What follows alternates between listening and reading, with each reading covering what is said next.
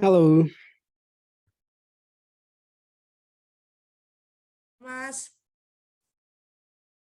bentar. Halo, aman ya? aman. Sip. Jam 16.00 pas. Sip ya. Ya udah. Udah siap ya guys ya. Oke.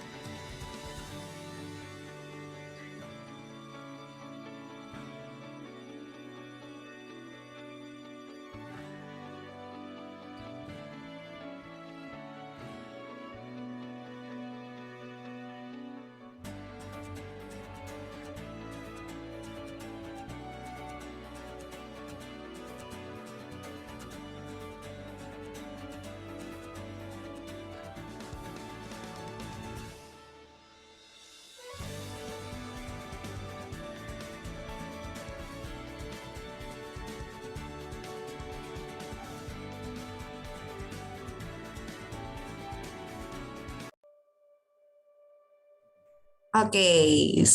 Selamat sore semuanya, teman-teman. Terima kasih telah menyempatkan waktunya pada sore hari ini untuk gabung di acara Access Rate Affiliate Bootcamp 2022. Pokoknya sekali lagi terima kasih ya untuk teman-teman yang mau berkesempatan nih, yang mau menyempatkan waktunya di tengah-tengah kesibukannya mungkinnya, yang mungkin lagi ada kerja atau mungkin lagi usaha ataupun yang lagi di jalan. Terima kasih semuanya. Gimana nih kabarnya semuanya? Semoga sehat-sehat selalu ya, dan selamat datang kembali aku ucapkan di Access Rate Affiliate Bootcamp. Dan kata orang tak kenal maka tak sayang, maka izinkan aku untuk perkenalkan diri dengan aku sendiri, yaitu Eno Lady Anindita dari tim Publisher Access Rate yang nanti kedepannya akan memandu teman-teman di acara Affiliate Bootcamp di kelas-kelas berikutnya nih, begitu. Nah, sebelum kita memulai nih, gimana nih teman-teman? Aku mau nanya dong, udah pada tahu belum sih affiliate marketing? Karena kan di kelas pertama ini kita akan ngebahas yang berkaitan tentang affiliate. Jadi memang alangkah baiknya nih teman-teman mengetahui dulu nih bagaimana sih cara kerja affiliate tersebut. Nah, mungkin teman-teman bisa sambil chat di kolom chat box. Menurut teman-teman nih affiliate marketing itu seperti apa sih? Gitu. Nanti kita akan diskusi nih. Kebetulan juga pada sore hari ini kita kedatangan salah satu pemateri yang terkenal juga di dunia digital gitu ya. Namanya Mas Yoko. Nanti kita akan sharing-sharing dengan beliau langsung. Kayak gitu. Oh, dia jadi afiliator setahun. Wah, lama juga ya. Berarti udah expert nih kayaknya di dunia affiliate. Nanti mungkin teman-teman juga yang udah ada pengalaman di affiliate bisa sharing juga gimana sih pengalamannya, udah make affiliate nih, udah kerasa belum nih cuannya kayak gitu. Oke, tanpa harus berlama-lama lagi, aku mau ngejelasin nih tentang access rate gitu. Mungkin teman-teman juga ada yang belum tahu tentang access rate itu apa, atau juga mungkin udah tahu, cuman pengen lebih kenal deket nih dari access rate gitu. Nah, sebelum ke access rate, aku mau ngasih info sedikit kali ya tentang affiliate marketing itu apa gitu. Nah, affiliate marketing ini adalah metode digital marketing yang berbasis pada performa dan berfokus pada CPA atau action yang termasuk dengan penjualan, registrasi, install, di mana advertiser atau campaign atau yang mempunyai produk atau services kemudian akan dipromosikan oleh si publisher yang sesuai dengan action yang disetujui kayak gitu. Nah, access rate ini posisinya ada di tengah-tengah nih teman-teman, ada di antara advertiser dan juga publisher. Jadi memang access rate ini kita di bawah naungan PT Interspace Group dengan bisnis modelnya ini adalah cost per action. Jadi teman-teman sekalian nih akan mendapatkan komisi setelah adanya action dari campaign-campaign yang teman-teman jalani. Gitu. Nah, access rate ini kita udah berdiri lama loh teman-teman, dari tahun 2001. Mungkin salah satu platform affiliate pertama yang ada di Indonesia juga, karena di access rate ini kita udah dari tahun 2001 yang berasal dari Tokyo, Jepang, kemudian juga kita berkembang di beberapa negara South Asia lainnya seperti ada di Malaysia, di Singapura, di Vietnam, Thailand, dan juga di Indonesia. Jadi udah trusted ya teman-teman kalau access rate ini gitu. Jadi teman-teman gak usah ragu nih yang mau coba ikut affiliate dari access rate gitu. Nah, ini ada beberapa advertiser atau campaign-campaign yang teman-teman bisa pilih sesuai dengan kategori teman-teman. Misalkan teman-teman mau jalanin campaign finance. Nah, kalau sekarang kita ada Line Bank, kita juga ada HSB, kemudian juga kita ada di CFX dan lain-lainnya juga. Teman-teman juga bisa jalanin campaign e-commerce kayak di Shopee, Lazada, Blibli. Mungkin e-commerce ini yang lumayan banyak ya teman-teman, atau mungkin yang secara langsung dari brandnya juga ada gitu. Karena kalau access rate ini memang base-nya adalah affiliate networking, di mana teman-teman bisa memilih atau mengikuti campaign dengan hanya satu akun aja. Makanya aku ingetin buat teman-teman yang mungkin belum mendaftar menjadi publisher di access rate, teman-teman bisa daftar dengan menggunakan email verifikasi aja gitu, dengan link yang nanti mungkin kita akan bantu kali ya untuk di-share gitu. Nah, next. Nah, ini yang tadi udah aku singgung sebelumnya. Di access rate ini adalah affiliate networking, di mana teman-teman hanya menggunakan satu akun, teman-teman bisa share link apa aja gitu. Kayak maskot kita nih, Malin Kaya, mau link apa kita punya gitu. Jadi teman-teman mau nge-share link Shopee bisa, Lazada bisa, atau mungkin untuk kategori finance kayak di Blue, Line Bank itu juga bisa juga gitu. Jadi kita bikin mudah semuanya di access rate. Nah, karena kita adalah bisnis modelnya adalah cost per action, kita juga ada model yang terdapat di access rate. Nah, yang pertama adalah CPS atau cost per sales.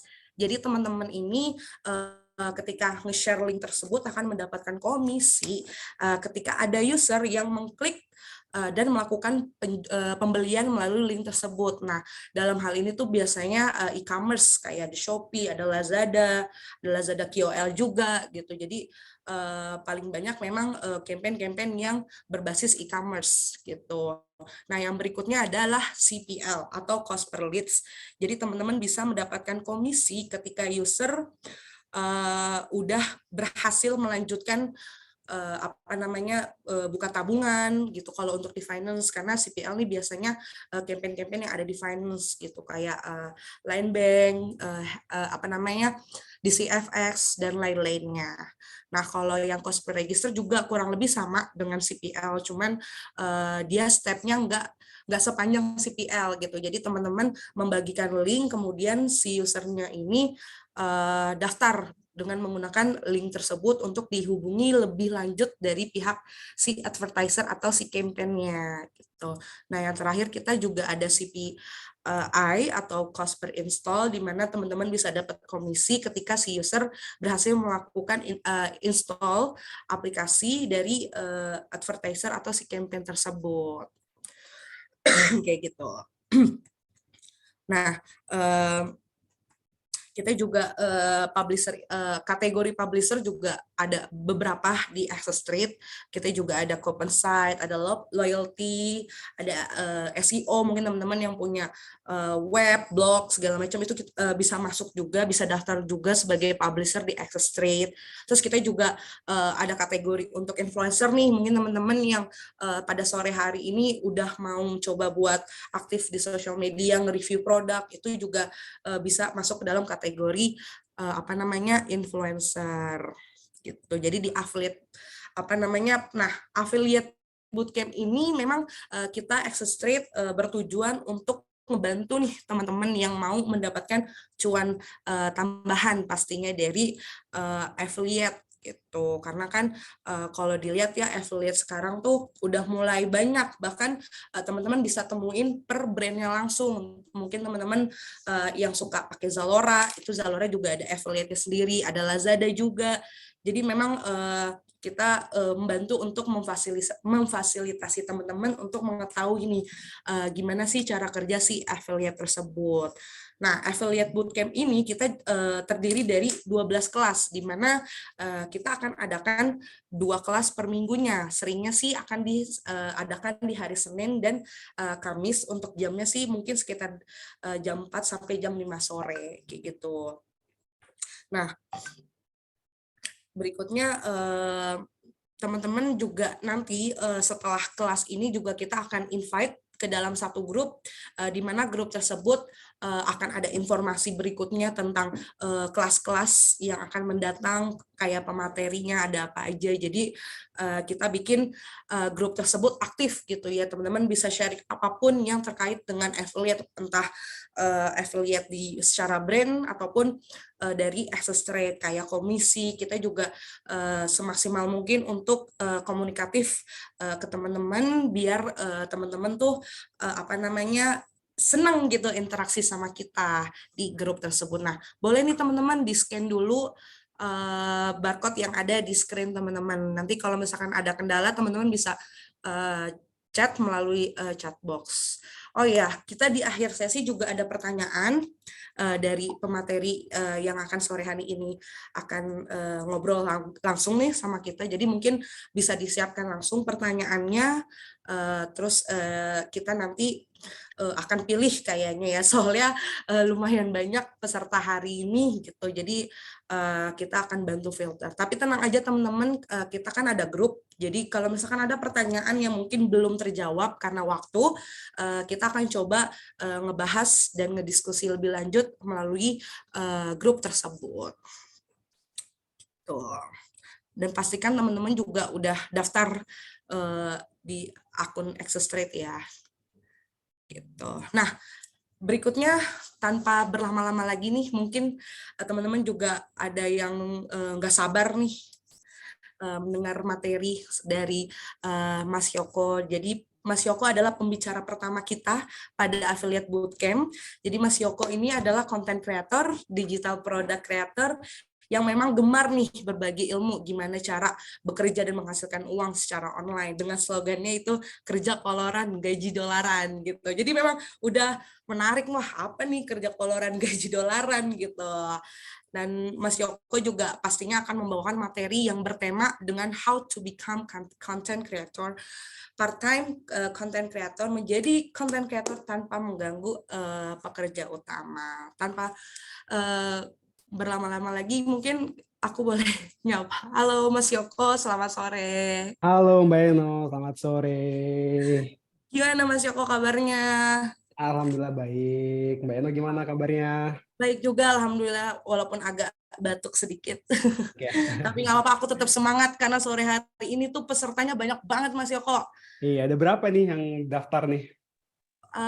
Ini kalau dilihat sih yang muncul Hampir ini ada, 100 ya? 99 wah ya? iya, Wah, berarti mudah-mudahan semuanya pada happy ya kan. Jadi mungkin tanpa harus lama-lama lagi nih dari aku, mungkin teman-teman juga udah nggak sabar nih mau tahu materi apa sih dari Mas Yoko. Tempat dan waktu aku persilakan, monggo Mas Yoko. Oke, makasih banyak Mbak Eno. Makasih juga buat tim Access Trade yang udah undang aku di kelas kali ini.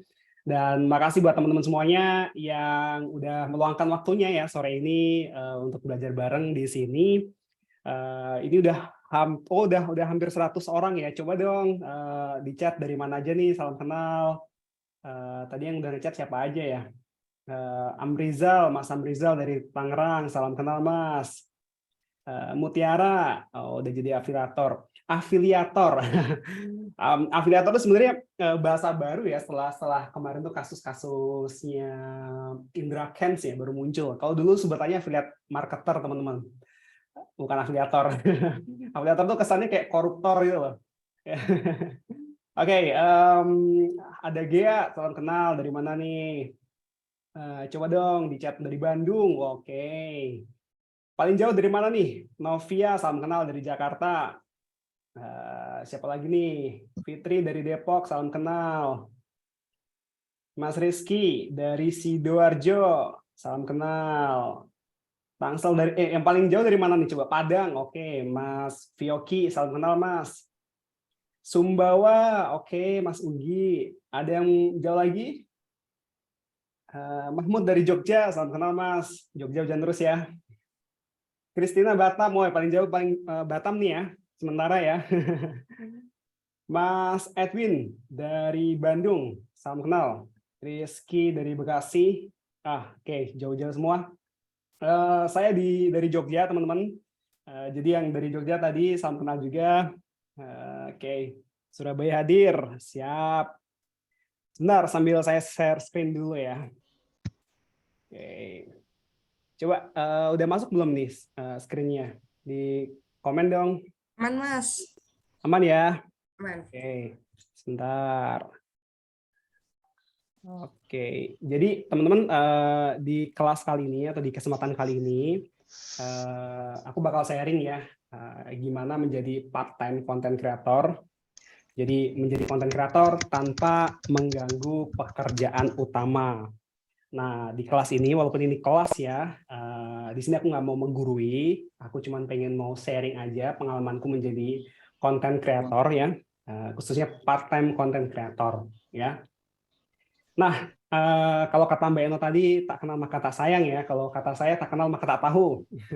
Perkenal dulu, nama saya Yoko Bom, saya seorang YouTube creator ya, atau content creator yang fokusnya saat ini di YouTube, dan juga digital product creator dan founder dari PT Hai Digital Internasional. Nah, jadi teman-teman di sela-sela kesibukan saya ini, saya juga bikin konten ya, bikin konten, cuman bisa dibilang full time enggak, part time juga enggak, tapi di sela-sela gitu. Nah, jadi di sini aku akan sharing dulu kenapa ya teman-teman harus mulai jadi part time content creator. Nah, sebelum masuk ke pembahasan ya, teman-teman, pembahasan lebih dalamnya lagi, aku di sini pertama mau tunjukin dulu nih keuntungan yang menjadi part-time content creator supaya teman-teman di sini setidaknya ada bayangan dulu atau ada gambaran dulu buat apa sih sebenarnya menjadi content creator apalagi part-time gitu, emang bisa buat hidup atau emang apa sih keuntungannya gitu ya. Oke, aku sharing dulu. Jadi ini adalah keuntungan yang aku rasakan ya ketika menjadi part-time content creator. Ya sebenarnya ada banyak, cuman yang aku rangkum di sini adalah 5 hal keuntungan yang benar-benar kerasa di aku banget. Yang pertama itu adalah menyalurkan hobi tapi dibayar. Ya jadi kayak biasanya kalau kita punya hobi itu kebanyakan kita mengeluarkan uang untuk hobi kita. Ya kan, misalnya kita hobi sepedaan, kita hobi traveling, nah kita keluar uang di hobi tersebut. Nah dengan menjadi content creator, nggak cuman ngeluarin uang aja, tapi di sisi lain saya juga bisa mendapatkan penghasilan dari hobi saya. Nah itu hal yang paling aku syukuri lah untuk saat ini nih. Dan juga keuntungan lah yang menjadi part-time content creator ini. Terus yang kedua adalah tetap bisa bekerja seperti biasanya. Ya, jadi teman-teman, saat ini aku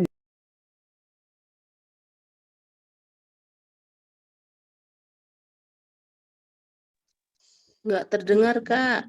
Ke-mute.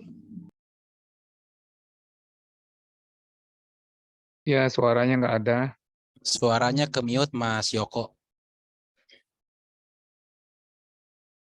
Oke. Halo, udah ada?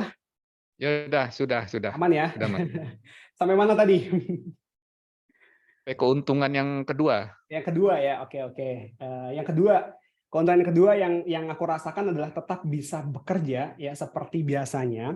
Ya, jadi di mana saat ini aku menjalankan usaha seperti biasa, teman-teman. Ya, jadi konten kreator ini tidak mengganggu pekerjaan utamaku, gitu. Terus yang ketiga adalah meningkatnya pengikut di sosial media dan lebih dikenal orang lain. Nah, jadi efek ketika membuat konten dan ternyata kontennya baik disukai orang, itu orang-orang mau dan rela mengikuti kita. Gitu. Jadi mungkin teman-teman ada apa ibaratnya ada banyak yang pengen followernya banyak gitu ya. Nah, coba bikin konten ya, karena dengan konten itu bisa menjangkau orang lain. Ya, orang lain di luar sana bisa mengenal teman-teman lagi dan lebih banyak orang yang bisa ibaratnya melihat siapa diri kalian. Ya, dulu mungkin kalau misalnya aku nggak bikin konten, ya nggak akan ada orang yang mau ikutin aku di sosial media atau nggak akan ada orang yang mengenal aku. Ya. Terus berikutnya adalah bisa bekerja sama dengan brand-brand ternama. Salah satunya Axtrade ya. Kali ini bekerjasama dengan Axtrade, Bibit, Canva, ya Ghoster dan masih banyak lainnya. Nah, ini juga tanpa konten yang aku bikin, rasanya mustahil bisa bekerja sama dengan brand-brand yang udah besar ini, yang produknya sehari-hari aku pakai, mungkin teman-teman juga pakai. Nah, jadi dengan konten ini bisa membuka peluang lah, ya. Dan yang terakhir adalah bisa menjadi jembatan untuk yang ingin resign dari pekerjaan. Mungkin teman-teman di sini ada ya yang rencana mau resign, mungkin nggak cocok dengan pekerjaannya atau mungkin udah bosan. Nah, jadi menjadi part-time content creator ini bisa menjadi jembatan teman-teman. Ya, menjadi jembatan teman-teman. Ibaratnya sebelum resign nih udah ada cadangannya dulu, gitu. Ya, tentunya ini tiap orang akan beda-beda, cuman yang secara keseluruhan ya, mungkin yang teman-teman nanti akan merasakan juga ini hal-hal seperti ini, dan mungkin ya masih ada banyak hal yang teman-teman akan rasakan keuntungannya. Ya, oke, aku lanjut dulu. Kita balik ke basic-nya dulu. Sebenarnya apa sih yang disebut content creator itu? Nah, jadi content creator ini simpelnya adalah seseorang yang membuat konten untuk dipublikasikan di media sosial, blog, maupun platform lainnya. Ya, jadi content creator itu nggak sebatas bikin konten di YouTube, konten di Instagram. Teman-teman nulis blog itu juga sebutannya adalah content creator. Ya, jadi formatnya ada banyak. Nah, ini tadi lanjutannya, konten yang dibuat itu bisa berupa tulisan, gambar, video maupun format lainnya ya. Sebenarnya ada banyak format ya teman-teman. Yang paling populer saat ini mungkin video ya, video untuk Reels, video untuk YouTube, video untuk TikTok ya. Tapi sebenarnya ada masih ada banyak teman-teman tulisan ngeblog di website pribadi atau di Medium, itu juga konten ya. Nah, tujuan membuat konten itu ada banyak ya. Ada tujuannya untuk menghibur ya. Jadi kontennya jenisnya adalah entertain atau hiburan. Ada yang menginspirasi dan juga memberi informasi. Nah, jadi jenis konten dan format konten dan tujuan konten itu ada banyak, ya. Nah, makanya teman-teman di sini butuh yang namanya niche, ya. Jadi konten kreator itu biasanya memiliki niche atau bidang khusus yang menjadi fokusnya dalam membuat konten, ya. Jadi niche ini adalah ibaratnya sebuah bidang atau topik yang lebih khusus ya teman-teman, yang menjadi fokus atau spesialisasi seseorang dalam membuat konten ya. Jadi niche ini berupa kategori atau tema tertentu, misalnya fashion, teknologi, desain, traveling, atau masak-masak. Nah, jadi teman-teman sebagai content creator walaupun part time itu usahakan punya niche ya. Jangan palu gada ya, jangan misalnya teman-teman bikin konten tentang minggu pertama atau bulan pertama bikin konten tentang masak-masak, minggu kedua bikin konten tentang fashion, minggu berikutnya ganti lagi. Nah, itu kurang bagus di dunia konten kreator, karena teman-teman di dunia konten kreator tuh harus punya satu niche harus punya satu hal spesifik yang mau kalian bahas gitu. Aku lanjut dulu. Kenapa niche ini sangat penting ya? Jadi gini, pemilihan niche ini sangat penting bagi content creator ya, karena akan mempengaruhi audiens ya yang akan ditarget dan cara membuat konten yang tepat ya. Tentunya masing-masing niche punya audiens yang berbeda-beda. Jadi niche-nya yang misalnya teman-teman niche-nya katakanlah apa ya, yang berbau investasi, itu gaya bicaranya, gaya pembuatan kontennya akan berbeda dengan niche yang masak-masak. Ya, mungkin yang audiensnya lebih anak-anak muda gitu, gaya mungkin lebih santai atau lebih informal kayak gitu. Ya, jadi makanya penting banget teman-teman tuh punya niche dulu, ya. Nah, dengan memilih niche ya yang tepat, konten kreator akan lebih mudah mengembangkan konten yang berkualitas dan menarik. Nah, jadi dengan punya niche itu teman-teman tuh bisa lebih mudah sebenarnya menggali ide konten apa yang dibuat. Ya, misalnya niche teman-teman adalah masak-masak. Ya, nah di situ bisa dikembangkan tuh masak-masak apa aja. Ya, barang-barangnya, mungkin resep-resepnya, atau mungkin gimana cara cari bahannya bagus dan lainnya. Ya, nah cara menentukan niche itu ada 3 teman-teman, ada tiga cara ya sebenarnya untuk menentukan niche. Ini sebenarnya cara paling populer aja. Mungkin ada banyak cara lainnya. Yang pertama, yang paling populer adalah 3 ini. Yang pertama adalah berdasarkan minat dan passion. Contohnya teman-teman suka memasak, ya, suka traveling, suka jalan-jalan, suka desain mungkin, atau suka film. Nah, teman-teman bisa bahas topik-topik tersebut. Ya, apapun minat kalian, itu pasti ada orang di luar sana yang punya minat yang sama dengan teman-teman. Ya, jadi teman-teman coba minatnya apa, yang paling disukai apa. Nah, coba mulai dari situ. Itu paling gampang. Ya. Terus yang kedua adalah berkaitan dengan bisnis atau usaha. Nah, misalnya nih teman-teman punya usaha jasa penulisan. Nah, teman-teman bisa mulai dari niche tersebut ya. Jadi buatlah konten yang berhubungan dengan usaha atau bisnis teman-teman. Itu juga lebih mudah banget ya, karena mungkin teman-teman kalau misalkan punya usaha sendiri kan lebih paham ya alur-alurnya gimana, terus apa-apa aja yang dibutuhkan. Nah, itu lebih enak juga. Terus yang ketiga, berdasarkan pekerjaan saat ini. Nah, contohnya misalnya teman-teman sedang kerja di bank, teman-teman bisa membahas seputar dunia kerja di perbankan. Ini yang paling mudah nyontohin pas untuk pekerjaan saat ini tuh kontennya yang kapten siapa tuh yang pilot itu Vincent Raditya kalau nggak salah ya. Nah, dia kan pilotnya, pilot bikin konten berdasarkan pekerjaannya. Nah, itu contohnya kayak gitu. Nah, teman-teman bisa pilih nih. Nah, yang paling susah adalah misalnya ditanya untuk saat ini belum punya passion sama minatnya, belum tahu Mas di apa gitu. Ya udah bahas yang berhubungan dengan bisnis atau usaha. Ini usaha atau bisnis ini nggak harus punya kalian ya. Bisa punya keluarga atau mungkin punya pasangan teman-teman. Ya, yang penting ini teman-teman mau ngasih di bidangnya itu aja ya. Nah, yang susah adalah nggak punya passion, nggak punya usaha, nggak punya pekerjaan. Wah, dan susah ya. Mungkin bisa buat konten tentang apa tutorial menganggur gitu atau tutorial apa gitu ya. Pokoknya teman-teman pasti ada lah minat atau passion yang kalian sukai ya teman-teman. Entah itu baca komik itu kan juga passion juga minat ya. Nah, teman-teman bisa gali lah dari hal-hal apa yang kalian sukai dulu. Ya, jadi tentukan niche dulu. Oke. Nah, terus masalahnya biasanya adalah gini, teman-teman mungkin pernah berpikir pas mau bikin konten, udah ketemu niche-nya, terus mikir nih, nah, aku mau bikin konten kayak gini, tapi kayaknya yang main di niche ini udah terlalu banyak. Nah, gimana solusinya? Oke, jadi ada yang namanya super niche, teman-teman. Ya, jadi super niche ini adalah sebuah istilah ya yang digunakan untuk menggambarkan niche yang sangat spesifik. Ya, jadi kalau niche tadi ibaratnya temanya atau kategorinya, super niche ini lebih detail lagi, ya, lebih terfokus lagi. Nah, misalnya nih teman-teman membahas tentang niche-nya teknologi. Nah, teknologi ini kan sebenarnya masih bisa didetailin lagi ya, teknologi apa nih? Mungkin teknologi blockchain mungkin, atau mungkin teknologi Internet of Things. Atau yang paling mudah misalnya niche-nya memasak. Nah, memasak teman-teman bisa lebih detail lagi. Memasak tentang apa nih? Atau mungkin apalagi? Mungkin fashionnya fashion yang kayak gimana nih? Kayak gitu, didetailin lagi. Itu namanya super niche. Ya. Apa keuntungannya? ya, konten super niche. Jadi memilih super niche ini bisa menjadi pilihan yang menarik teman-teman, karena dengan super niche ini akan memudahkan teman-teman untuk menjadi ahli di bidang tersebut dan lebih mudah untuk menjadi yang terbaik di antara yang lain. Nah, jadi poin pentingnya sebenarnya adalah menjadi berbeda dan diingat, ya, remarkable.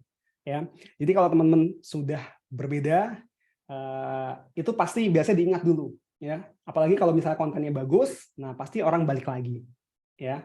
Jadi teman-teman fokus di super niche saja. Kalau misalnya dirasa niche-nya terlalu banyak pemainnya mungkin, atau mungkin nggak pede di situ, nah fokus di super niche saja. Coba digali aja super niche yang teman-teman bisa gali lah apa di niche itu, ya. Oke, lanjut dulu. Nanti kalau misalnya teman-teman ada pertanyaan bisa langsung tulis di kolom komentar ya. Oke, langkah-langkah membuat konten untuk part-time content creator.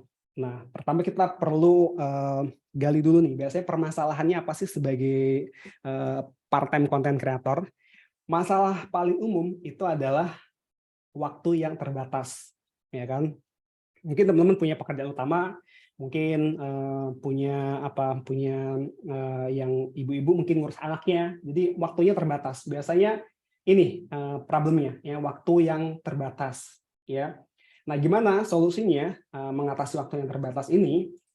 Nah, ada step-stepnya teman-teman, ya. Step pertama itu teman-teman luangkan 1 hari khusus, ya, untuk melakukan riset apa yang sedang tren atau apa yang paling dicari di niche teman-teman, ya. Jadi luangkan waktu 1 hari itu maksudnya ya nggak 1 hari full kayak gini juga. Maksudnya misalnya teman-teman kerja, teman-teman luangkan waktu aja di hari Jumat setelah kerja mungkin, atau kapan bisanya gitu, diluangkan 1 hari tersebut untuk riset, ya, riset apa aja yang sedang tren dan apa aja yang paling dicari biasanya nih di niche kalian, ya. Nah, riset ini bisa dimulai dengan cara sederhana, ya, misalnya mengamati dari sosial kalian. Misalnya kalian suka di hal tertentu, biasanya kalian akan nge-follow teman-temannya atau influencernya, atau yang kalian follow tuh yang berkaitan dengan sekalian, ya. Kalian amati aja apa yang sering dibicarakan saat ini, atau apa yang lagi tren, atau apa yang biasanya itu paling dicari. Nah, terus kedua bisa melalui berdasarkan pengalaman pribadi, ya. Nah, ini paling gampang nih, misalnya teman-teman misalnya niche aku dulu adalah desain, ya, desain dan freelance. Desain spesifiknya lebih ke freelance desain. Jadi waktu itu aku mulai dari bikin konten, mulainya dari pengalaman pribadiku. Apa sih biasanya kesulitan anak-anak desain, terutama yang freelancer pemula, biasanya apa sih kesulitannya? Nah, aku mulai dari itu. Nah, atau teman-teman juga bisa menggunakan tools namanya Google Trend atau Google Keyword Planner. Ini yang paling favorit aku. Google Trend tuh di sini alamatnya, teman-teman bisa cari di sini. Ini untuk melihat apa yang lagi ngetrend, ya. Atau yang kedua ini Google Keyword Planner. Ini favorit aku. Ini tool gratis dari Google, teman-teman bisa pakai. Jadi biasanya misalnya aku mau bikin konten, ya, aku bakal riset dulu nih teman-teman. Di sini aku cari, temukan kata kuncinya. Nah, ini aku buat dulu Indonesia, negaranya pastikan Indonesia, ya, karena kan kita mau buat konten untuk orang Indonesia, ya, kecuali teman-teman mau buat konten untuk negara lain, ya. Simpan. Nah, misalnya nih kita cari, misalnya aku mau bikin konten cara membuat website. Oke, kita enter, dapatkan hasil. Nah, coba kita lihat di sini. Nah, di sini akan ketahuan teman-teman cara membuat website apa yang paling banyak dicari. Ini ada hasil pencariannya. Nah, ini cara membuat website ini paling tinggi. Cuman ini masih general, ya, belum terlalu spesifik. Teman-teman harus spesifikin lagi. Ini cara membuat website gratis, ini juga tinggi, 1-10.000 pencariannya. Ini rata-rata pencarian per bulan. Nah, dari sini teman-teman bisa detail ini. Misalnya nih, oh ternyata cara membuat website di HP juga banyak. Nah, teman-teman bisa olah di situ. Atau misalnya di sini yang paling banyak apalagi nih, cara membuat website dengan HTML. Nah, cara membuat toko online. Nah, ternyata banyak juga. Cara membuat apa lagi nih? Nah, teman-teman ini ada banyak banget yang bisa digali di sini, ya. Nah, teman-teman bisa masukkan juga di sini kategori, maksudnya kalian bisa ganti semuanya. Misalnya lebih spesifik lagi, kita buat cara membuat website WordPress. Coba kita cari. Nah, akan muncul di sini ya teman-teman. Berapa orang yang mencari per bulan ini di Google ya. Misalnya ini cara membuat website di WordPress. Nah, ini ternyata banyak yang nyari. Nah, ini sekaligus juga untuk memvalidasi apakah konten kita yang akan kita buat ini ada yang cari atau enggak. Gitu. Kalau misalnya pencariannya masih di bawah 100 ini, nah ini rendah teman-teman. Kemungkinan konten kita ya yang lihat atau yang cari juga sedikit. Gitu. Jadi teman-teman usahakan carinya yang rata-rata pencarian per bulannya tinggi. Nah, enak ya di sini di Google AdWords ini, di Google Keyword Planner ini, di sini tuh ada row khusus bid halaman bagian nih, teman-teman di sini. Nah, ini semakin tinggi nilainya, itu kalau teman-teman main di YouTube, itu CPM-nya itu juga semakin tinggi, gitu. Jadi teman-teman bisa risetnya di sini. Kalau teman-teman nanti main kontennya di platform YouTube. Ya, ini tuh favorit aku lah untuk yang gratisan. Ada yang berbayar namanya Semrush, cuman ini agak mahal. Cuman ya buat pengetahuan aja, nanti teman-teman mungkin bisa riset di sini. Semrush ini, nah ini juga bagus banget buat riset ide-ide konten, ide-ide keyword kayak gitu. Ya, oke. Aku balik lagi di sini di presentasinya ya. Ini tahap 1 teman-teman ya. Luangkan 1 hari khusus, catat semuanya ya. Oke. Tahap kedua, nah ini catat semua idenya. Nah, jadi teman-teman setelah mencari tadi, ya teman-teman usahakan catat semua idenya dan poin-poinnya aja. Ya, coba didetailin aja. Nah, usahakan di sini ya teman-teman di tahap kedua ini teman-teman bikinnya itu langsung buat 5 hari atau 7 hari gitu. Terserah teman-teman nanti seminggu mau upload konten berapa kali. Bagusnya kalau mau cepat itu sehari 1 kali. Ya, jadi nggak ada putusnya. Itu bagus. Cuma agak berat emang. Teman-teman bisa coba untuk 5 hari. Misalnya teman-teman bikin untuk hari Senin. Ya, hari Senin misalnya bahas tentang software untuk membuat desain 3D. Nah, terus teman-teman bikin poin-poinnya di sini. Ya, ini nanti sebenarnya bisa didetailkan lagi untuk Blender penjelasannya apa. Nah, teman-teman bisa jelasin kayak gitu. Bikin lagi untuk hari Selasa, Rabu, dan seterusnya. Ya, jadi teman-teman di tahap 1 dan 2 ini catat dulu aja semua idenya. Ya, ide dan poin-poinnya. Ya, ini akan mempermudah nanti teman-teman di tahap selanjutnya ini, di tahap namanya production day. Nah, jadi di production day atau di hari produksi ini, teman-teman luangkan aja 1 hari atau 2 hari khusus untuk memproduksi ide konten yang udah dibuat, ya udah dicatat, ya. Biasanya kalau masih kerja di hari-hari liburnya lah, Sabtu Minggu itu untuk produksi konten itu bisa. Emang berat teman-teman di awal ya, biasanya liburan santai, maunya rebahan aja ya, terus ini bikin konten, itu emang biasalah berat di awal. Tapi kalau misalkan sering dilakuin lama-lama jadi ringan. Ya, kuncinya di tahap 1-2 ini teman-teman. Jadi teman-teman nggak ngeblank.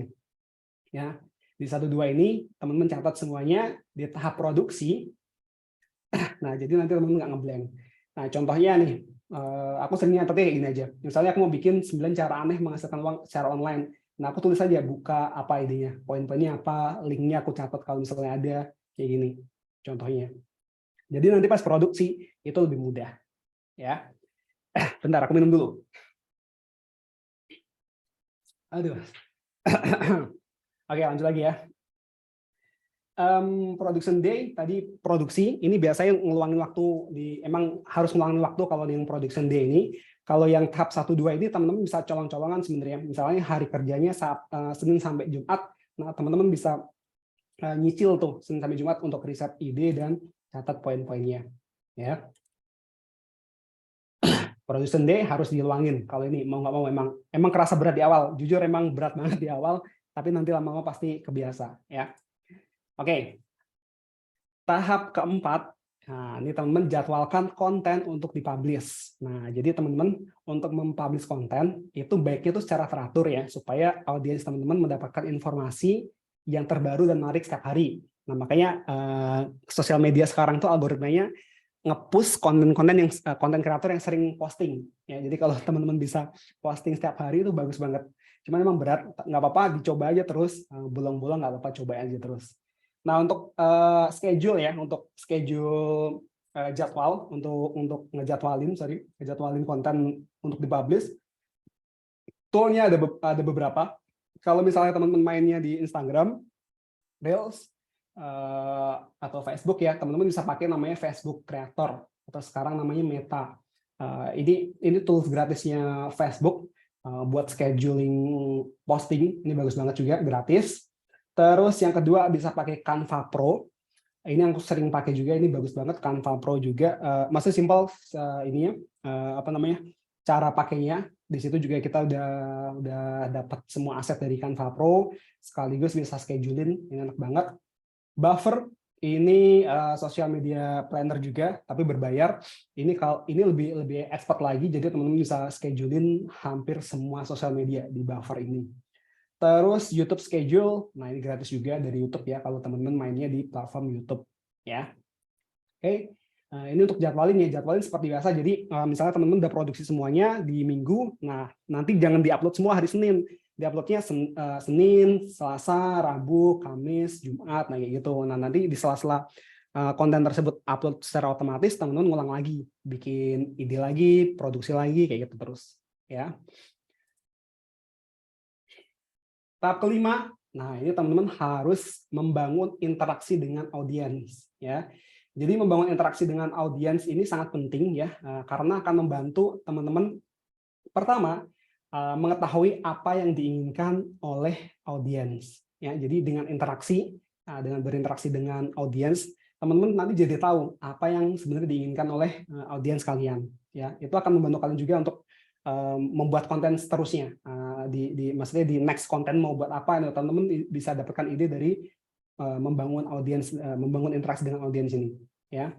Yang kedua adalah membangun loyalitas audiens. Ya. Jadi dengan berinteraksi, jawabin komen, ya pokoknya interaksi lah, entah jawabin komen atau saling komen, saling balas DM, kayak gitu-gitu. Nah itu bisa membangun loyalitas audiens. Ya, jadi teman-teman nanti punya audiens yang lebih loyal. Ya.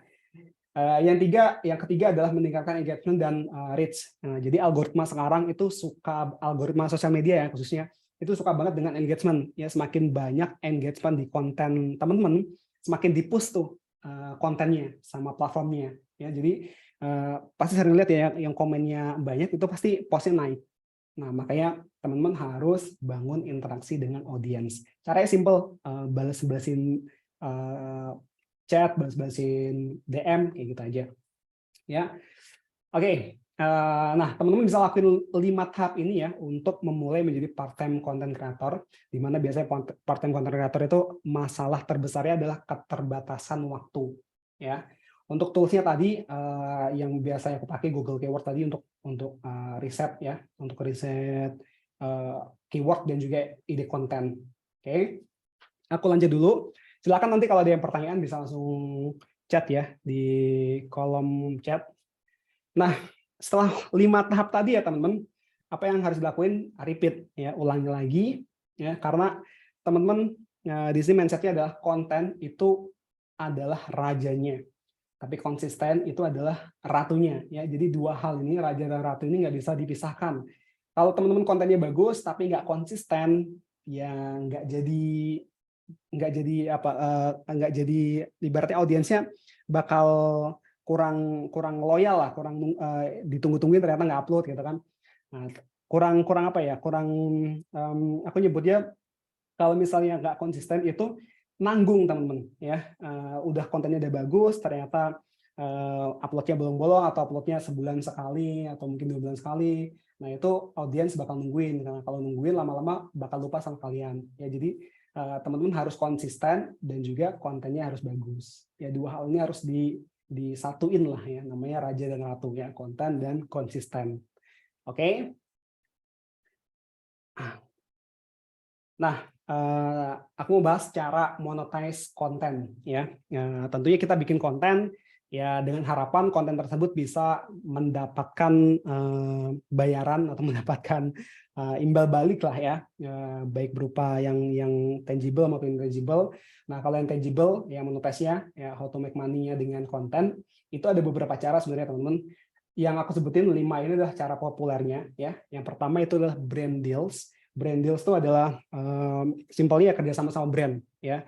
Formatnya ada banyak, ada paid promote, ada endorse, ada pre-rolls, ada kerjasama jangka panjang, ada apa lagi? mungkin brand ambassador, ya itu masuk ke kategori brand deals. Ya, brand deals ini biasanya bakal tercapai ketika akun atau channel kalian itu besar, ya. Itu nanti brand akan melirik kalian sendirinya, ya. Nah, kalau misalnya belum besar, itu biasanya brand nggak akan ngelirik, ya. Nah, teman-teman bisa coba alternatif kedua nih, affiliate marketing. Nah, ini cara favorit aku, teman-teman, untuk memonetize konten. Ini nanti aku akan bahas lebih detail lagi ya, affiliate marketing ini di kelas kedua, kalau nggak salah tanggal 8 ya, Mbak Eno, bener ya? Ya, betul Kak Mas Yoko, di Ya. hari Kamis. Di hari Kamis nanti aku akan bahas gimana cara menghasilkan passive income dari konten, ya, khususnya lewat affiliate marketing. Aku suka cara ini karena teman-teman di sini bisa langsung making money lah dari konten tanpa harus nunggu channelnya gede dulu. Ya tetap aja ini nggak bisa instan juga sih, cuman nggak harus segede brand deals ini lah. Kalau brand deals memang teman-teman harus channelnya harus gede dulu atau akunnya harus gede dulu. Kalau affiliate marketing itu bisa dimulai dari awal bikin konten juga bisa langsung, ya. Cuman emang untuk ini tetap nggak bisa instan. Ya semuanya bisa instan lah, nggak ada instan di dunia ini ya, kecuali Indomie. Oke. Yang ketiga adalah AdSense. Nah, ini khusus untuk platform YouTube, ya, Google AdSense. Tentunya teman udah tahu ya, iklan yang muncul di video YouTube itu adalah AdSense, ya. Oke, yang keempat, membuat produk digital. Nah, membuat produk digital ini contohnya itu yang paling sering adalah informational product namanya. Jadi produk informasi. Contohnya apa? Yang paling sering adalah e-book, ya, e-book atau online course berbayar. Nah, itu adalah produk digital, ya. Yang kelima adalah menjual jasa. Nah, ini teman-teman bisa jualan jasa nih, misalnya teman-teman sering bikin konten tentang desain grafis atau bikin konten tentang website, bikin konten tentang penulisan. Nah, teman-teman bisa membuka jasa tersebut, ya. Oke. Lainnya mungkin masih ada banyak ya, ada beberapa cara lah. Nah, cuman yang paling sering digunakan ya ini. Ya, ini affiliate marketing ini bahkan teman-teman kalau tanpa disadari konten kreator yang udah besar itu juga sering banget pakai cara affiliate marketing ini. Ya, misalnya konten-konten review ya itu kan ada link pembeliannya, itu adalah link affiliate. Ya, jadi nanti ketika orang tersebut melakukan action terhadap link tersebut, nanti si kreatornya akan mendapatkan komisi. Ya, simpelnya kayak gitu. Oke. Nanti kalau tertarik teman-teman join di kelas yang keduanya ya, gratis juga ya. Oke. Lanjut lagi, tools penting yang aku gunain ya untuk bikin konten ya. Pertama ada Google Keyword Planner yang tadi udah aku jelasin. Ini tools enak banget dipakai, gratis, dan teman-teman bisa langsung riset keyword di situ ya, Google Keyword Planner. Yang kedua adalah Notion.so. Nah, Notion ini adalah sebenarnya ini untuk catat ide aja teman-teman ya. Ini bisa yang enak di Notion ini adalah banyak tersedia template, terus enak diakses di PC, di laptop, di HP, itu enak banget. Ini sebenarnya bisa kalian ganti dengan catatan apapun, tapi aku lebih nyaman pakai Notion. Oke. Terus Zapier. Nah, Zapier ini tools untuk otomatisasi. Coba aku bukain ya, Zapier. Nah, jadi Zapier ini bisa otomatisasi. Misalnya ini aku bikin konten di YouTube. Nah, tapi aku pengen nge-share konten itu secara otomatis di sosial media lainnya. Misalkan di YouTube aku share di Facebook, di Twitter, di Pinterest. Nah, dengan Zapier itu bisa. Nah, jadi di sini kalau nggak salah ada versi gratisnya. Bentar. Ada versi gratisnya. Nah, ini kan versi free-nya. Nah, teman-teman nanti bisa coba. Ini bisa untuk mengotomatisasi. Jadi teman-teman bikin satu konten bisa di-share ke banyak platform dengan Zapier ini. Oke. Terus TubeBuddy. Nah, TubeBuddy ini tools untuk YouTube, teman-teman. TubeBuddy ini. Nah, teman-teman bisa buka nanti ini ekstensi di Google Chrome. Nah, ini fungsinya untuk optimasi YouTube. Ya, nanti teman-teman bisa cari keyword, bisa cari tags dan lainnya. Ada banyak yang bisa dilakukan dengan TubeBuddy ini. Ini gratis juga. Terus ada Figma. Figma ini biasanya aku pakai untuk bikin desain, bikin thumbnail, atau pakai Figma. Access-Rate. Nah, Access-Rate ini aku pakai untuk ambil link affiliate. Ya, ambil link affiliate yang pengen aku promosiin. Oke. Next lagi. aplikasi editing foto dan video. Nah, ini kan konten sekarang itu nggak lepas yang dengan konten sekarang itu pasti nggak lepas dengan foto dan video ya. Entah itu teman-teman bikin konten untuk blog, bikin artikel untuk blog, bikin artikel untuk Medium, itu pasti biasanya butuh foto juga ya. Nah, makanya yang aku tulis di sini adalah aplikasi untuk editing foto dan video aja. Yang aku pakai pertama VLLO ya, ini untuk video, edit video di smartphone. Ini ada banyak alternatifnya, bisa VN, bisa CapCut, ada banyak ya. Yang aku pakai VLLO. Yang kedua ada Adobe Premiere, ini untuk editing video di komputer ya. Kenapa pakai Adobe Premiere? Karena udah terbiasa aja sih. Sebenarnya ini juga banyak alternatifnya. Teman-teman nggak boleh ibaratnya apa bisa pakai yang software lainnya ya. Terus OBS ini untuk screen recorder. Ini di laptop ya atau di komputer. Canva ini untuk foto atau presentasi. Presentasi ini aku buat di Canva juga. Ini bisa di smartphone ataupun di PC. Dan juga Adobe Photoshop ini untuk foto. Nah ini ini untuk di PC ya, bukan smartphone yang Adobe Photoshop ini. Nah ini adalah aplikasi yang sering aku gunain untuk bikin foto dan video untuk keperluan konten. Ya, oke. Platform. Nah, ini pertanyaan yang paling sering ditanyain juga. Platform mana yang harus saya pilih? YouTube kah? Instagram kah? TikTok? Blog pribadi, Medium, atau Twitter? Nah, jadi teman-teman ada dua cara nih teman-teman untuk menentukan platform. Pertama, teman-teman pilih platform yang paling populer dan banyak digunakan oleh audiens teman-teman. Ya, audiens niche kalian.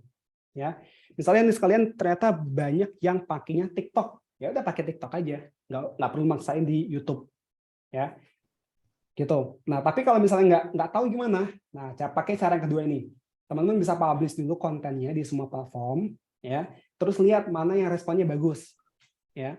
Nah, nanti teman-teman tinggal lanjutin mana yang responnya bagus, gitu. Jadi bukan platform yang ditinggalin ya, tapi fokusin aja di situ, ya. Kenapa aku fokusnya di YouTube? Karena yang kinerjanya bagus ya di YouTube punya aku, ya. Bukan berarti Instagram, TikTok dan lainnya aku tinggalin, enggak. Tetap aku jalanin, tapi fokus utama di YouTube, gitu. Ya, jadi teman-teman bisa pakai dua cara ini. Oke, mungkin itu aja yang bisa aku sampaikan di sesi kali ini. Ya, kalau misalnya ada pertanyaan nanti kita langsung FAQ aja ya, Mbak Eno ya, langsung di sini. Nah, nanti bisa teman-teman kalau misalnya mau nge-reach aku bisa di sini. Oke, itu aja Mbak Eno, makasih. Oke, wah terima kasih banyak Mas Yoko. Materinya sangat insightful, terus menarik banget nih. Aku aja dengerin dari awal sampai akhir, terus kita juga punya ilmu baru pastinya. Nah, mungkin ini aku langsung bacain pertanyaan aja. Boleh. Karena kita bentar lagi kan udah di penghujung acara gitu ya, jadi kita langsung bacain pertanyaan aja. Nah, buat teman-teman yang mungkin nggak kebagian, aku atas nama Access Rate mohon maaf karena kita ada keterbatasan waktu, tapi tenang aja teman-teman, kita akan discuss lebih lanjut di grup. Makanya teman-teman pastiin untuk gabung di grup yang tadi gitu ya. Oke. Nah, yang pertama nih dari Kak Nur Muawana. Halo Kak Nur Muawana, salam kenal. Ini dia nanya kalau marketing rumah niche-nya lebih cocok apa ya? Oke, marketing rumah. Marketing rumah sebenarnya banyak ya yang bisa diolah ya. Misalnya review rumah, harga-harga rumah itu kan banyak banget yang bisa diolah. Jadi siapa namanya Mbak Nur ya? Mbak Nur bisa mulai dari apa yang biasanya sering ditanyakan oleh orang-orang yang cari rumah, gitu. Mungkin aku jarang lihat konten tentang itu. Jadi kan aku kebayang kalau misalkan marketing rumah ini banyak banget yang bisa diolah. Misalkan harga rumah, spesifikasi rumah, terus mungkin tentang cicilan KPR. Nah, jadi yang ngarah-ngarah ke penjualan rumah. Nah, nanti di caption-nya itu Mbak Nur bisa kasih kontaknya. Nah, kayak gitu. Jadi buat aja sesuatu yang berkaitan dengan pembelinya. Ya, misalnya cicilan gimana sih cicilan ngajuin cicilan KPR misalnya kayak gitu, atau mungkin tips-tips ngajuin KPR kalau misalnya nggak punya pekerjaan tetap gimana. Nah, mungkin lebih spesifiknya kayak gitu. Mbak Nur bisa olahnya kayak ngarahnya ke di umur dan demografinya. Ya, misalnya umurnya gimana cara membeli rumah di umur 30 tahun, sebelum umur 30 tahun. Nah, dikasih tips-tipsnya di situ. Mungkin ngarahinnya kayak gitu sih aku kepikirannya. Cuman harusnya kalau niche marketing rumah ada banyak sih yang bisa diolah itu untuk dijadiin konten. Oke. Cukup Mas Yoko? Ya, itu. Oke, semoga terjawab ya Kak Nur. Nah, yang berikutnya, Mas mau nanya, kalau saya suka desain dan edit video dari HP, tapi mau dihubungkan juga sama digital marketing, misalnya affiliate, WhatsApp marketing, TikTok marketing, dan IG marketing. Baiknya gimana ya, Mas? Terima kasih. Oke. Untuk menghubungkan produk affiliate ya dengan konten, itu sebenarnya tipsnya simple. Teman-teman bikin konten yang berkaitan dengan produknya. Jadi cari dulu produknya apa. Misalnya kalau di dunia desain dan video, itu kan ada software desain atau template desain ya. Nah, Mbak Dewi bisa bikin konten yang berhubungan dengan template tersebut. Misalnya nih, terakhir aku ngafiliatin itu ada template namanya Live Video.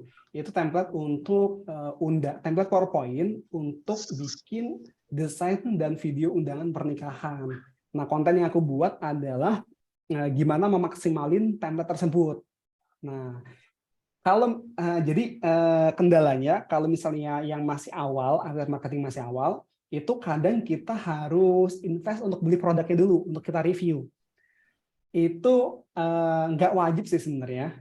Teman-teman bisa pakai sebenarnya kalau mau ngepromoin produk bisa pakai namanya itu apa namanya sebenarnya? Simpelnya adalah biasanya pemilik produk itu ngasih yang namanya apa sebetulnya alat untuk promosinya, entah itu video reviewnya atau swipe-nya. Kalau di dunia digital marketing ada email swipes, itu gunanya untuk ngepromosiin produk melalui email. Itu biasanya pemilik produk nyiapin itu semuanya.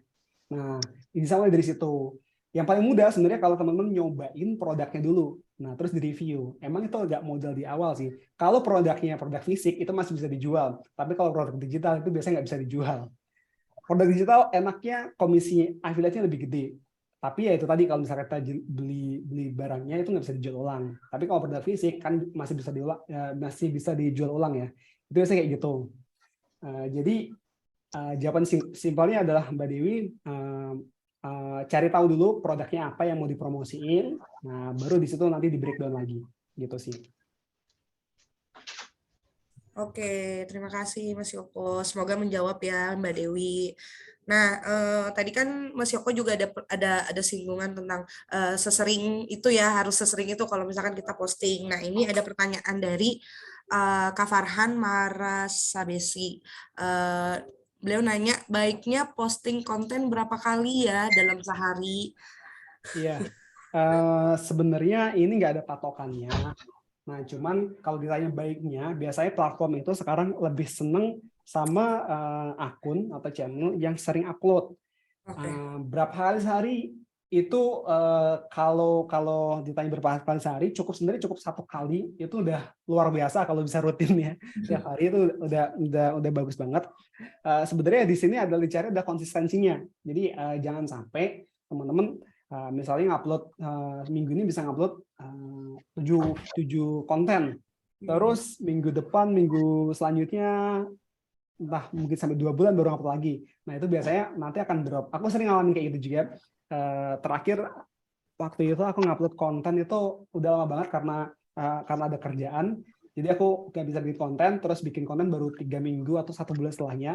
Itu konten yang aku upload waktu itu langsung view-nya itu nggak sebanyak sebelumnya. Nah, biasanya kayak gitu, semua platform tuh kayak gitu. Kecuali kalau TikTok tuh kalau nggak salah nggak kayak gitu ya. Tapi algoritmanya beda-beda ya. Yang sering kayak itu biasanya YouTube. Nah, kalau YouTube itu kalau teman-teman bikin kontennya setiap hari, rutin, ya itu biasanya di-push sama YouTube-nya. Ya. Tapi balik lagi ya, nanti kualitas kontennya akan berbicara juga. Kualitas konten itu biasanya yang akan membuat audiens teman-teman itu baik atau enggak. Gitu. Kualitas konten dan kualitas topiknya ya tentunya ya. Gitu. Kalau untuk Mas Yoko sendiri nih, belakangan ini biasanya setiap hari tuh Ya. update berapa konten sih, Mas? Sebenarnya targetnya 1 hari 1 konten, tapi Wah, nggak bisa. 1 hari. One Susah day, banget. one content. Susah banget, karena aku kan bikin kontennya di YouTube ya. Di YouTube itu kan durasinya lebih panjang dan preparasinya lebih banyak. Jadi susah banget, terus ditambah lagi aku juga masih jalanin kerjaan di bisnisku, jadi nggak bisa. Makanya aku nyebutnya part-time content creator. Bukan full-time content creator. Gitu. Oke. Ini karena udah mau selesai, ini aku pilihin 1 pertanyaan terakhir ya, Mas Yoko. Boleh. Nanti untuk selebihnya terus juga ada yang nanya nih PPT bisa dibagikan bisa banget. Ini rekaman semuanya akan dibagikan, slide juga. Makanya teman-teman pastiin join ke grup tersebut ya. Akan di-share dari grup tersebut. Nah, ini terakhir nih pertanyaan dari Kak Iqbal Arubi. Mas, ada tips untuk menentukan ide yang paling tepat untuk dieksekusi terlebih dahulu? Kadang kalau banyak ide jadi bingung nih mana dulu yang mau dikerjain. Monggo Mas Yoko. Oke, emang kebanyakan kalau kebanyakan ide, emang sering banget terjadi seperti itu. Aku juga sering banget ngalamin kayak gitu. Jadi numpuk banget idenya gitu, mana yang dieksekusi duluan itu mah bingung. Nah, dari pengalaman aku biasanya aku catat teman-teman, aku catat dulu di Notion kalau aku nyatetnya. Terserah nanti teman-teman pakai apa nyatetnya, catat aja semuanya idenya. Nah, terus mulai dari apa? Mulai dari yang paling simple, yang paling mudah dikerjain. Nah, biasanya aku kayak gitu. Sering banget aku dapat ide itu malam-malam ya, malam-malam nggak tahu idenya tuh pasti muncul aja terus. Pas mau bikin konten ini malah nggak muncul ide gitu kan. Nah, daripada ide itu nguap malam-malam, biasa aku catat teman-teman. Catat dulu semuanya di Notion, terus aku tulis juga misalkan kalau ada link referensi itu penting banget. Nah, jadi pas kita dapat ide, biasanya kan kita googling ya, googling nanti kita dapat namanya referensi gitu ya, referensi website dan lain-lainnya gitu. Nah, linknya itu catat aja, di copy aja di catatan kalian. Nah, itu akan membantu banget. Nah, nanti untuk nyusun mana duluan yang harus dieksekusi, kalau aku pribadi biasanya yang paling mudah, yang paling gampang aku kerjain. Ya, urutannya itu apa yang paling urgent dulu, yang paling mendesak dulu yang mana. Misalnya aku ada kerjasama nih sama brand mana gitu kan, ternyata dia deadline-nya minggu ini ya, kerjain minggu itu. Ya, dari yang mulai mendesak sampai yang mulai yang paling mudah dikerjain. Nah, itu sih. Oke, akhirnya kita selesai juga pada sesi sore hari ini. Untuk teman-teman, mohon maaf nih kayaknya ada beberapa pertanyaan yang belum kita sempat bahas.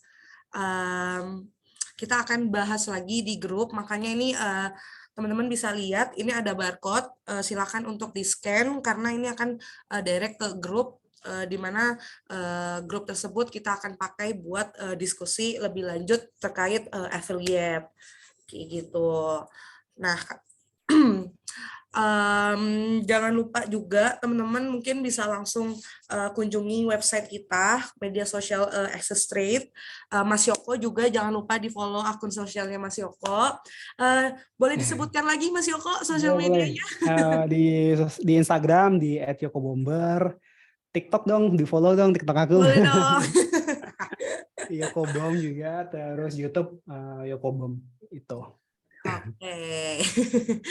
Oke, mungkin itu aja. Terus aku juga ingetin sekali lagi untuk gabung di Access Trade karena mudah banget teman-teman, hanya 1 link aja teman-teman bisa ikut beberapa campaign yang memang sesuai dengan teman-teman mauin gitu. Nah, mungkin kita terakhir ada ini kali ya, foto bareng karena kita masih jauh nih, masih online gitu ya. Nah, kita fotonya dinyalain kameranya dulu kali ya, kita biar bisa lihat nih teman-teman nih paras cantik dan tampannya biar makin semangat semuanya.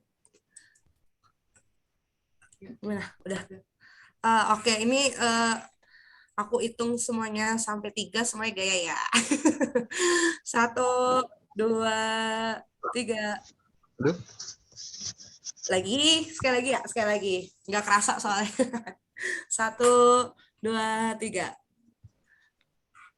Oke, terima kasih untuk Mas Yoko dan Sama-sama, Mbak Eno. teman-teman yang udah mau hadir pada sore hari ini. Jangan lupa kita masih banyak kelas-kelas berikutnya di Access Rate Affiliate Bootcamp. Pastinya juga pematerinya juga semakin hari juga semakin bagus gitu ya. Mas Yoko juga kita masih ada satu kelas lagi ya di hari Kamis. Iya, nanti teman-teman ikut aja kalau misalnya mau praktek langsung, nanti aku praktekin di situ gimana cara ngambil link affiliate dan lainnya. Wah, ini nggak sabar nih karena pastinya biar teman-teman sekalian lebih tahu gitu affiliate tuh kayak gimana. Nah, mungkin aku atas nama Access Rate Indonesia, Eno Lady Anindita, pamit undur diri. Terima kasih sekali lagi Mas Yoko dan teman-teman. Semoga materi hari ini bisa jadi manfaat untuk teman-teman sekalian, bisa jadi berkah juga. Karena ini edukasi yang nggak didapatkan dengan mudah di mana aja ya Mas Yoko, apalagi ini gratis Betul, gitu. betul. Jadi pastiin teman-teman ikut berpartisipasi di Affiliate Bootcamp hingga akhir acara. Oke, selamat sore semuanya. Terima Oke, kasih. terima kasih teman-teman. Sampai jumpa di kelas berikutnya ya. Terima kasih Kak Yoko, terima kasih Kak Eno. Sama-sama.